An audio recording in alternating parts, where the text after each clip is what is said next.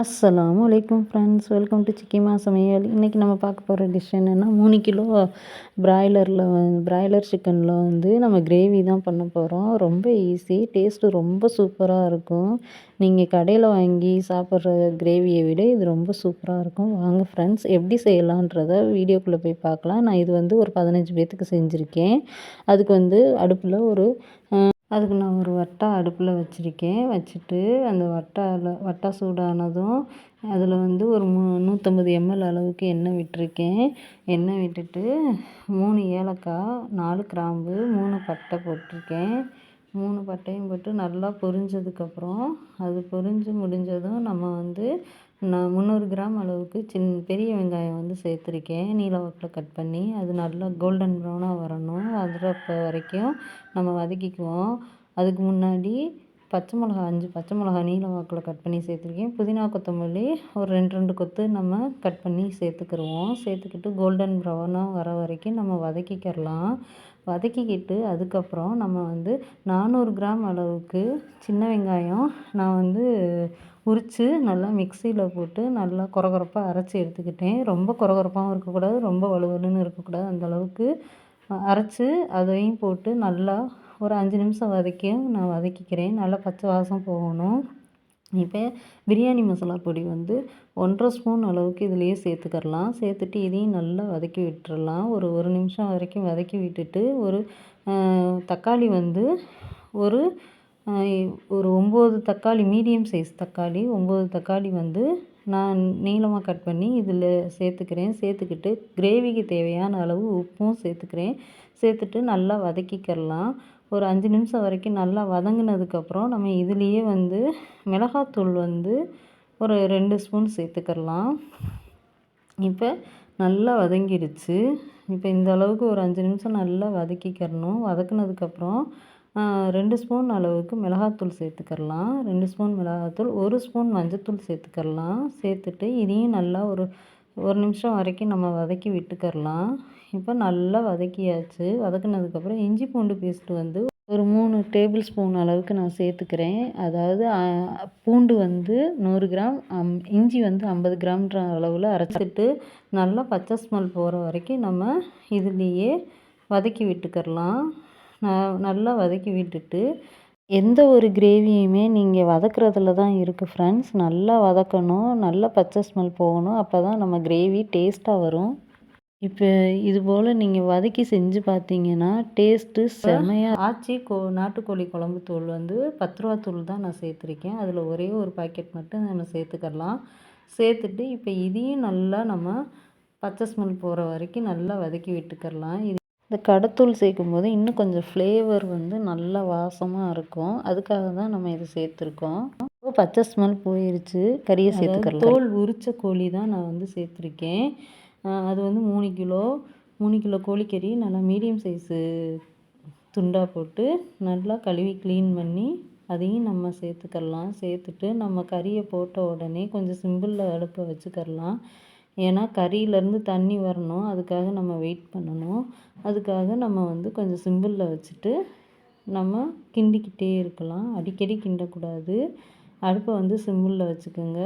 அதாவது மீடியமில், ரொம்ப இதாக வைக்கக்கூடாது. என் சட்டி கொஞ்சம் லேசாக இருக்கிறதுனால இது பிடிக்குது. உங்கள் சட்டி நீங்கள் கொஞ்சம் நல்லா தளமான சட்டியாக வச்சிங்கன்னா அடி பிடிக்காது. இப்போ அதுலேயே தண்ணி வராதனால கறியிலேருந்து தண்ணி வராதனால நான் வந்து இப்போது ஒரு 1½ டம்ளர் அளவுக்கு தண்ணி ஊற்றிருக்கேன். தண்ணி ஊற்றி நல்லா வேக வச்சுக்கிடலாம். மூடி போட்டு விட்டுறலாம். இப்போ இது நல்லா வேகட்டும். இப்போ இது ஒரு 2-3 நிமிஷமாக வெந்துக்கிட்டு இருக்கு. மூடி போட்டு இந்த ஸ்டேஜில் நம்ம 2 ஸ்பூன் மல்லித்தூள் சேர்த்துக்கிடலாம். தனி மல்லித்தூள். இது வந்து நம்ம வேறு எதுவுமே அரைச்சி எதுவுமே சேர்க்கலை. வெறும் வீட்டில் இருக்கிற மிளகாத்தூள், மல்லித்தூள் இதுங்களை வச்சு தான் செய்கிறோம். எக்ஸ்ட்ரா ஃபிட்டிங்னா அந்த கறி மசாலா தூள் இருந்தால் போட்டுக்கிடலாம், இல்லைனாலும் இதுவே சூப்பராக தான் இருக்கும். இப்போ இதை போட்டுட்டு நம்ம நல்லா கொஞ்சம் கறியை உடச்சிடாம லைட்டாக கிண்டி விட்டுட்டு நம்ம திரும்பவும் மூடி போட்டு நம்ம தண்ணி ஊற்றுனதுக்கப்புறம் அடுப்பு ஃபாஸ்ட்டில் 8 நிமிஷம், 10 நிமிஷம் கூட தேவையில்லை, 8 நிமிஷம் நம்ம வேக விட்டுக்கிடலாம். ஏன்னா திரும்பவும் தேங்காய் ஊற்றி வேறு வேக விடணும். அதனால இப்போ இது நல்லா வெந்துருச்சு பாருங்கள். 8 நிமிஷமாக வெந்துக்கிட்டுருக்கு. வெந்து இப்போ கறி நல்லா வெந்துருச்சு. இப்போ கறி நல்லா வெந்திருக்கா வேகலையான்றத நம்ம இப்படி ஒரு கறியை எடுத்து தண்ணியில் போட்டுட்டு அந்த கறியை வந்து நசுக்கி பார்த்தோம்னா, அமுக்கி பார்த்தோம்னா அப்படியே வந்துருச்சு.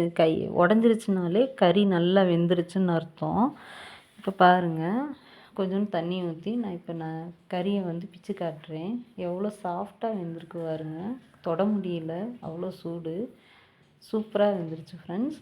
இப்போ இந்த ஸ்டேஜில் வந்து நம்ம ஒரு தேங்காயும் 8 முந்திரி பருப்பு 8 பாதாம் பருப்பு போட்டு நல்லா நைஸாக அரைச்சி வச்சுருக்கேன். ஒரு பெரிய தேங்காய் இதுக்கு. நான் குழம்பா வைக்கிறதா இருந்தால் நம்ம இதை வந்து புழிஞ்சு பால் எடுத்து ஊற்றிக்கிடலாம். இப்போ நான் கிரேவியாக தான் வைக்கிறேன். கிரேவிக்கும் பால் ஊற்றினா ஆனால் தண்ணியாக இருக்கும். அதனால நான் வந்து பாலாக ஊற்றாமல் தேங்காவையை அப்படியே ஊற்றிட்டு அந்த கிண்ணத்தையும் கழுவி ஊற்றிட்டு இப்போ நம்ம லைட்டாக கிண்டி கொடுத்துக்கிடலாம். கிண்டி கொடுத்துட்டு ஒரு 2 நிமிஷத்துலேருந்து ஒரு 4 நிமிஷம் வரைக்கும் அதை கொதிக்க விடலாம், அந்த பச்சை ஸ்மெல் போகிறதுக்காக. இப்போ நல்லா கிண்டி விட்டுட்டு இப்போ ஒரு 2 நிமிஷத்துலேருந்து 4 நிமிஷம் வரைக்கும் நல்லா வேகட்டும். அடுப்பை வந்து இனி கொஞ்சம் ஃபாஸ்ட்டில் வச்சுருங்க. ஃபாஸ்ட்டில் வச்சு அந்த பச்சை ஸ்மெல் போகிறதுக்காக வேகமாக கொதிக்கட்டும். இப்போ நல்லா கொதிச்சிருச்சு. நல்லா கொதித்து இப்போ எண்ணெய் பிரிஞ்சு வருது பாருங்கள். இப்போ நான் வந்து அந்த தோல் நம்ம எடுத்துட்டு கறி சேர்த்ததுனால நம்ம இப்போ வந்து எண்ணெய் தனியாக ஊற்ற போகிறோம். இப்போ உப்பு புளிப்பு எல்லாம் பார்த்துட்டோம். சூப்பராக இருந்துச்சு ஃப்ரெண்ட்ஸ். கறி நல்லா வெந்துருச்சு ஃப்ரெண்ட்ஸ். இப்போ வந்து மிளகு 3 ஸ்பூன், சீரகம் 1 ஸ்பூன் போட்டு நான் மிக்சியில் நல்லா பவுட்ரு பண்ணி இப்போ அதையும் சேர்த்துக்கிறேன். லாஸ்ட்டில் தான் இறக்க போகையில் தான் நம்ம சேர்க்கணும், இல்லாட்டினா கசந்துரும். இப்போ அதையும் சேர்த்துக்கலாம். சேர்த்துட்டு நம்ம லைட்டாக கிண்டி விட்டுட்டு ஒரு நிமிஷம் மட்டும் அடுப்பில் இருந்தால் போதும். அடுப்பில் இருந்து கொதிக்கட்டும். கொதித்ததும் நம்ம அடுப்பில் இருந்து இறக்கிடலாம். இறக்கிட்டு இப்போ நம்ம வந்து எண்ணெய் நிறையாலாம் ஊற்ற கிடையாது, கம்மியாக தான் ஊற்றணும். இப்போ நல்லா குழம்பு வந்து கிரேவி வந்து நல்லா கலர்ஃபுல்லாக தெரிகிறதுக்காக நான் இப்போ எண்ணெய் வந்து ஒரு தாளிப்பு கரண்டியில் ஒரு 4 டேபிள் ஸ்பூன் அளவுக்கு எண்ணெய் விட்டுக்கிறேன். விட்டுட்டு அதில் லைட்டாக எண்ணெய் கொஞ்சம் சூடானதும் ஒரு அரை ஸ்பூன் மிளகாத்தூள் வந்து சேர்த்து அப்படியே நான் அந்த குழம்புல சேர்க்க போகிறேன், கிரேவியில். இப்போ எண்ணெயை பார்த்தீங்கன்னா உங்களுக்கு தெரியும், ரொம்ப சூடாயிருச்சுன்னா மிளகாத்தூள் வந்து கருகி போயிடும். அதனால நம்ம இந்த மாதிரி சேர்த்துக்கலாம். மீடியம் ஃப்ளேமில் வச்சு எண்ணெய் லைட்டாக சூடானதும் நம்ம அதுலேயே எண்ணெயை இப்போ மிளகாத்தூள் போட்டுக்கிறலாம். அந்த எண்ணெயை வந்து அப்படியே குழம்புல கிரேவியில் ஊற்றிட்டோம்னா இப்போ ரொம்ப கலர்ஃபுல்லாக ஆயிரும். எண்ணெய் வந்து இல்லாத ஃபீலிங் வராது.